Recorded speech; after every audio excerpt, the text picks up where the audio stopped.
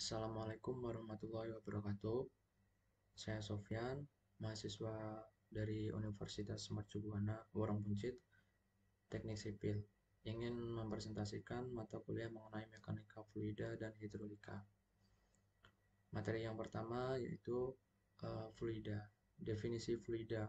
Fluida adalah suatu zat yang mempunyai kemampuan berubah secara kontinu apabila mengalami geseran atau mempunyai reaksi terhadap tegangan geser sekecil apapun.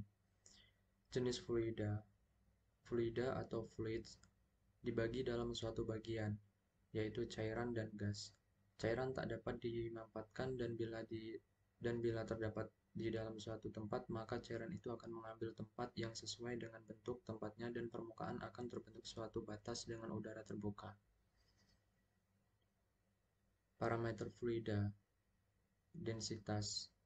Kerapatan atau densitas adalah jumlah atau kuantitas suatu zat pada suatu unit volume.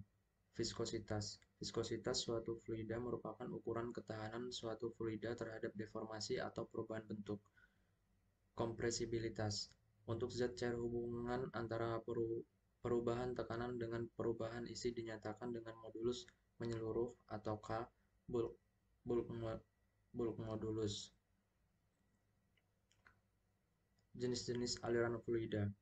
Secara garis besar dapat dibedakan atau dikelompokkan jenis aliran adalah sebagai berikut. 1. Aliran tunak atau steady. Suatu aliran di mana kecepatannya tidak terpengaruh oleh perubahan waktu, sehingga kecepatan konstan pada setiap titik tidak mempunyai percepatan. Yang kedua, aliran seragam atau uniform. Suatu aliran yang tidak terjadi perubahan baik besar maupun arah. Dengan kata lain, tidak terjadi perubahan kecepatan dan penampang lintasan. 3. Tidak tunak atau unsteady. Suatu aliran di mana terjadi perubahan kecepatan terhadap waktu. 4. Aliran tidak seragam atau non-uniform. Suatu aliran yang dalam kondisi berubah baik kecepatan maupun penampang berubah.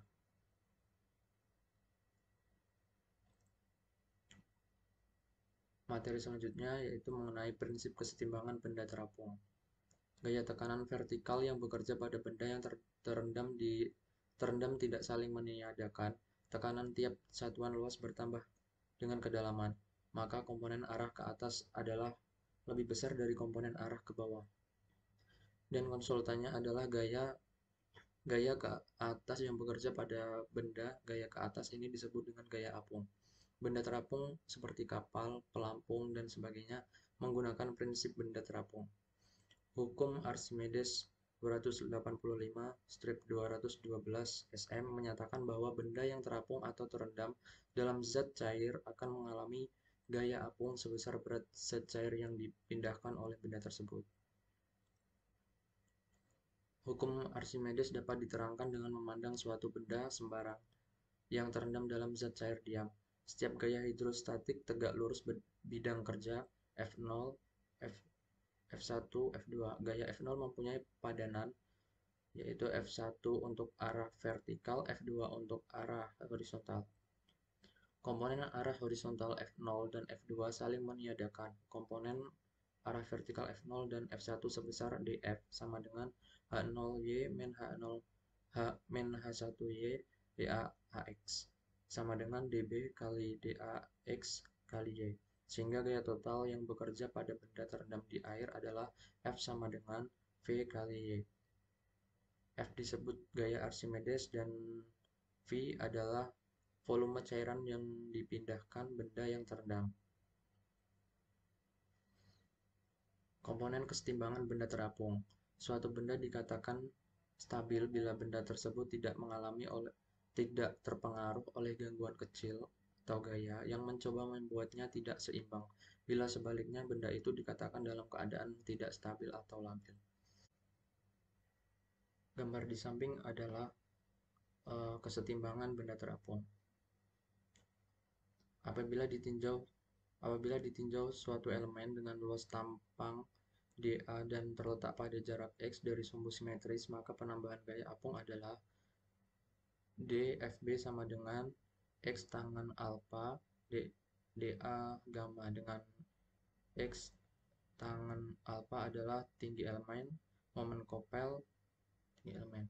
Momen kopel dm sama dengan xdf 3 sama dengan x tutup kurung x tangen alfa dA gamma dalam kurung atau dm sama dengan x kuadrat kali tangen alfa dA gamma. Momen total m sama dengan gamma tangen alfa integral x kuadrat dA.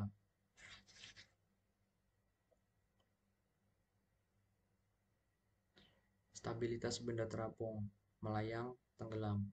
Benda terendam. Suatu benda terendam atau berada di bawah permukaan zat cair disebut dalam kesetimbangan stabil apabila benda tersebut tidak terpengaruh oleh gangguan kecil yang mencoba untuk membuatnya tidak seimbang.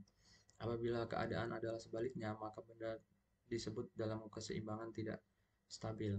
Seperti gambar di bawah ini. Gambar kiri adalah gambar stabilitas benda terendam dan gambar sebelah kanan stabilitas benda terapung. Benda terapung, suatu benda terapung dalam keseimbangan stabil apabila pusat beratnya berada di bawah pusat apung. Benda terapung dengan kondisi tertentu dapat pula dalam keseimbangan stabil meskipun pusat beratnya berada di atas pusat apung. Keseimbangan benda dalam kondisi ini, misalnya keseimbangan kapal, akan dipelajari lebih mendalam. Materi selanjutnya yaitu bilangan Freud. Bilangan Freud adalah angka non-dimensional hubungan antara gaya inersia dan gaya gravitasi pada aliran air.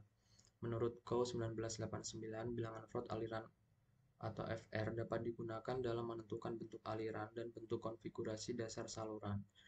Persamaan yang digunakan adalah sebagai berikut. Fr sama dengan U per akar G kali H0, di mana U kecepatan aliran rata-rata mm per second, H0 adalah kedalaman aliran meter, G sama dengan percepatan aliran dengan satuan meter per second kuadrat, dan Fr bilangan Freud. Bilangan Reynolds. Bilangan Reynolds adalah angka non-dimensional hubungan antara gaya inersia dan gaya kekentalan digunakan untuk menentukan suatu aliran laminar atau turbulens. Angka Reynolds digunakan dalam analisis angkutan sedimen. Dalam hal ini, kecepatan menjadi kecepatan gesek atau shear velocity dan radius hidrolik menjadi diameter butiran dasar pembentuk aliran dengan rumus sebagai berikut, di mana RE adalah bilangan Reynolds, V adalah kecepatan aliran meter per second, R jari-jari hidrolik meter, V viskositas kinematik satuan meter persegi per second. Aliran kritis.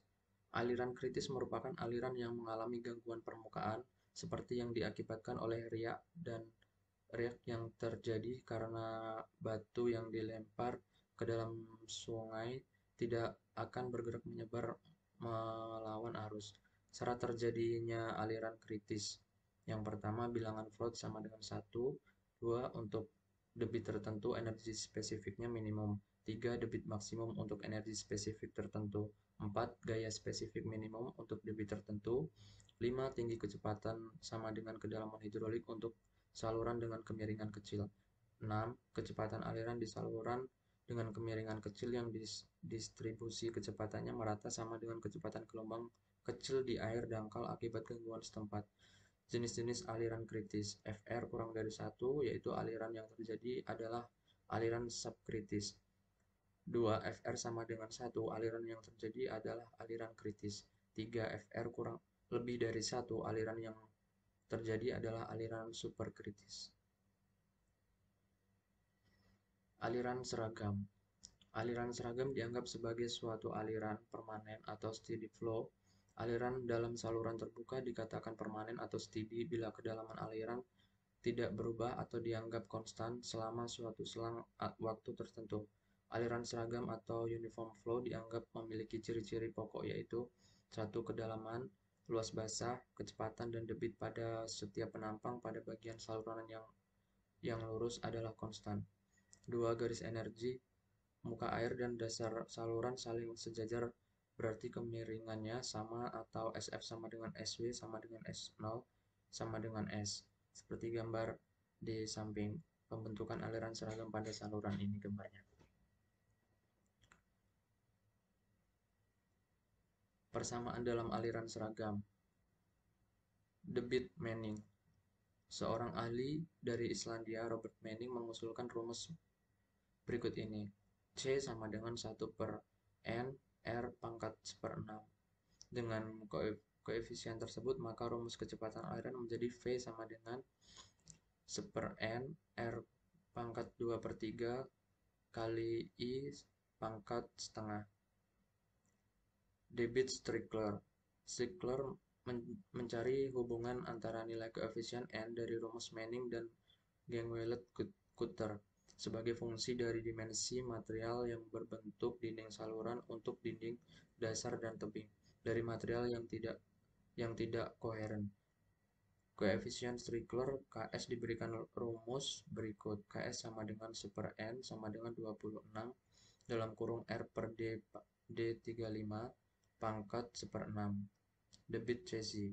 Koefisien Cesi dapat ditulis dalam bentuk koefisien Darcy-Weisbach dengan cara berikut ini. Dengan menggunakan hubungan R sama dengan D per 4 dan I sama dengan HF per L. Persamaan Darcy-Weisbach dapat ditulis dalam bentuk V sama dengan akar dari 8G per F kali akar RI. Berikut materi yang bisa saya sampaikan. Selebihnya mohon maaf apabila kekurangan. Assalamualaikum warahmatullahi wabarakatuh.